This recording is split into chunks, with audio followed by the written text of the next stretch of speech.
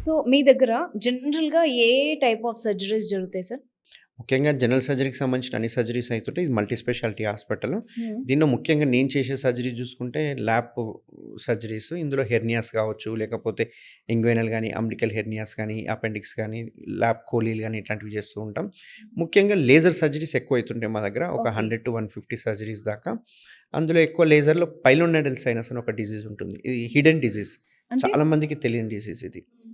So, ఈ పైలోనైడల్ disease అంటే ఏందంటే, మనకు హెయిర్ ఎక్కువ ఉండడం వల్ల ఈ 2 బటక్స్‌కి మధ్యలో ఉండే ఆ చిన్న గ్యాప్ ఉంది చూసారా?